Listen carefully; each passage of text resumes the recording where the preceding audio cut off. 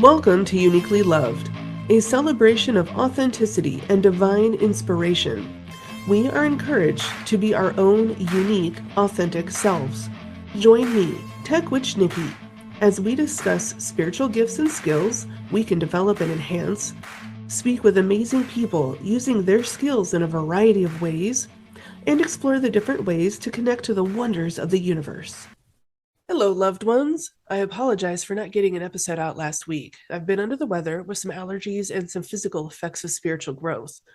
My guides have been helping me expand my third eye and my throat chakras, and that's been leaving me with some interesting sinus issues. That's okay. But this all helped me decide on the next subject for the podcast: the importance of good spiritual hygiene. We will go over why it is important and several different ways to care for ourselves in a more spiritual sense. In episode 6, we talked about the chakras and how they interact with each other and our dimensional bodies. I will talk a bit about blockages and clearing them away in this episode. I will be using myself as an example to describe just how different matters can affect us in different levels. It's fascinating, but it can be confusing. I've done quite a bit of research via books and speaking with energy healers and even my guides to understand how this all works. Oftentimes, our physical ailments can be rooted in one of the more spiritual levels of our bodies and psyche. Yes, heredity and environmental factors do play a part, but so does pushing down emotions, repressing different traumas, and grief. Over time, they can lead to a number of physical issues as well. And I'm not just talking about depression, anxiety, or other mental health issues. Did you know that there are spiritual meanings and functions for each of our organs? Grief, sadness, and regret can actually be stored in the lungs, the energetic portion of the lungs, that is. And this is why grief can actually feel like a heaviness on our chest and makes it hard to breathe or catch our breath at times. When we feel a strong emotion or when a trigger comes up, it is good practice to pay attention to your physical body to see where it is that you feel it. This can actually give you an indication of what chakra might need some balancing or releasing, as well as to what the root of the problem can be. This is where energy healing can really help out. But do you have to be a healer in order to release these things? The answer is no. Going to an energy healer does help a whole lot faster and more effectively, yes. And we are intuitive, so we can give more insight to the issues at hand. However, there are many ways that you can help yourself as well. I fully believe in empowering people to help themselves where they can. I had lifetimes of grief piled up within me. I didn't know growing up or even as a young adult. I developed asthma at about the age of 6, and then off and on dealt with bouts of sadness, depression, and so much more over the years. Until I went to a healer, Lauren Wittig, my latest guest interview, I did not know about the organs storing energy of emotions, or even that we could release it. She helped me realize that I had blockages within my chakras and some of how they were caused. We pulled out some of the grief, the parts that I was ready to let go of at the time, and I started to feel lighter. My asthma stayed, however. It did improve, but I had more growing to do spiritually and way much more to release. Did you know that many use anger as a refuge from feeling grief? It felt better for me to be angry than despondent and in despair growing up, um, especially in my young adult and into adulthood.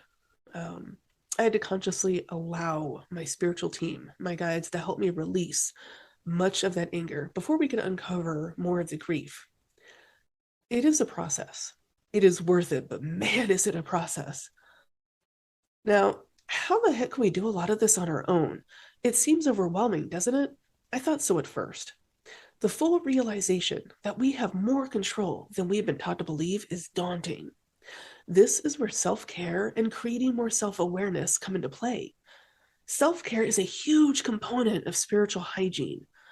Now, in episode 8, we talked about grounding and releasing and the many benefits of putting this into your daily routine. I am stressing that practice again as it is super important. It helps us with releasing the yuck and consciously choosing to actually draw in supporting energies from Mother Earth and from the universe.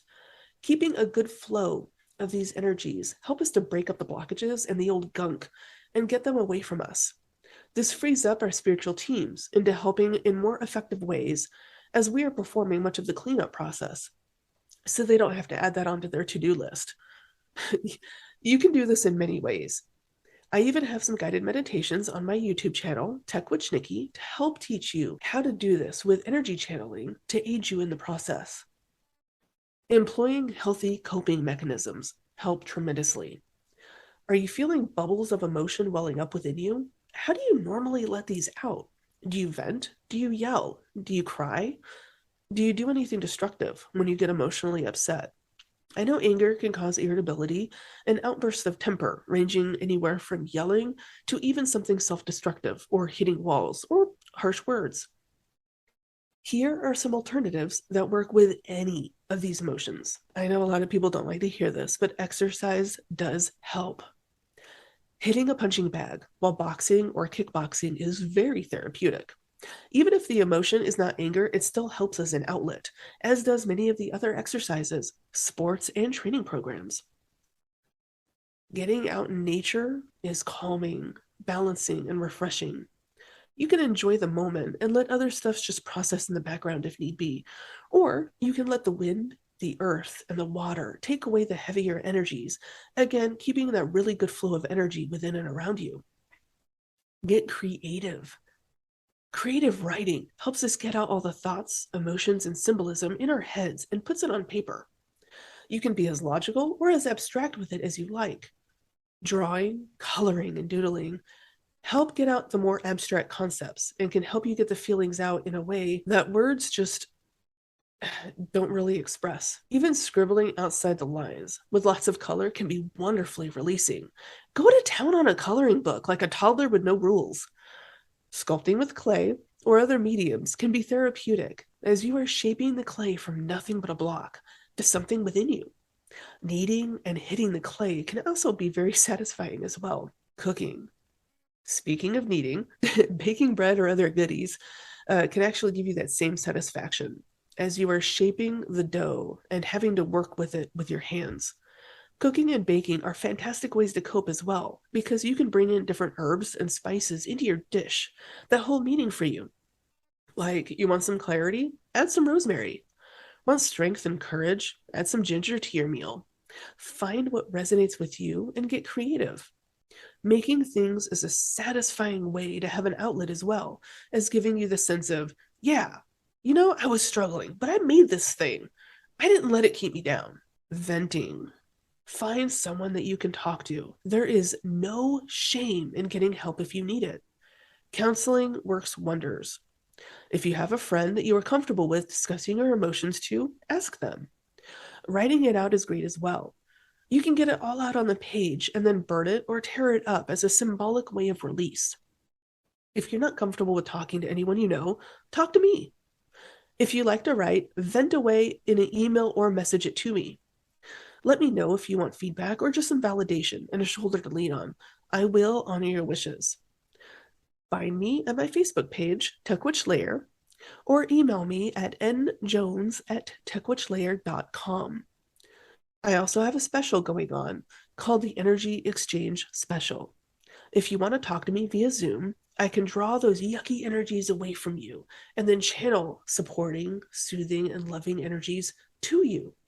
This will aid you in releasing and then filling up your cup with the energies that you need, all in your highest good. Because I am channeling and taking on the emotions and energies that you need to release, I do charge a small fee. $10 for 30 minutes of venting, releasing, and energy healing. I do provide a confidential and judgment-free, safe space. The emailing or messaging is always free. A link will be put in the description below. Water. Taking baths and being in water help us integrate energies, emotions, and changes. It is cleansing and refreshing. If you are taking a bath or even just washing your hands, set the intention of releasing everything that needs to be released within you into the water and let it flow down the drain. This works in the shower as well. You can even visualize bringing in the power of the water to cleanse your chakras and all your spiritual bodies, as well as absorbing some of that calming, refreshing energies that water holds. Drinking water helps us not only stay hydrated, but also helps us integrate all the energy work our guides do for us. We are always getting energy downloads or uploads from the universe. Water helps these to flow and integrate more efficiently. Music.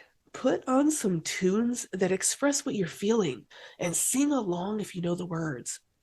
Music can help us let these emotions flow and release in so many ways. I know if I need to get out some aggression or anger, or just want to feel empowered, I put on music that is hard, electrifying, and sassy. Nonpoint, Seven Dust, Hailstorm, Dorothy, Killswitch Engage, Shinedown, and Avenged Sevenfold are many of my go-to bands. I rock out in my car or at home, and it helps me vent in a way that is more symbolic of the issue.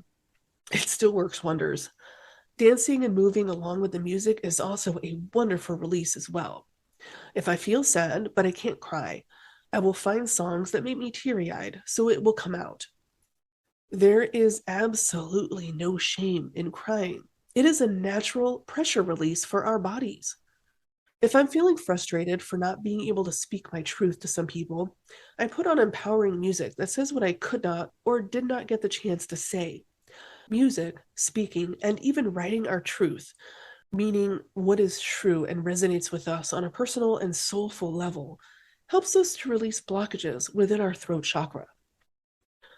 Another form of self-care is rest. When dealing with strong emotions or energy shifts within me, I can get fatigued rather quickly. Have you ever gotten really tired after an emotional outburst? It doesn't matter if it's crying, anger, frustration, or anything else. Our bodies need time to rest and heal after a release like that. The healthier coping mechanisms we talked about can help reduce some of the fatigue, but it is natural and it can still happen. When we release these bubbles of repressed energies and emotions, we make room for positive growth and shifts within our consciousness and our perceptions. We can feel growing aches and pains in many cases, similar to a kid going through a growth spurt. Rest will help us weather these changes without straining us in the process. Listen to your body. It holds so many clues.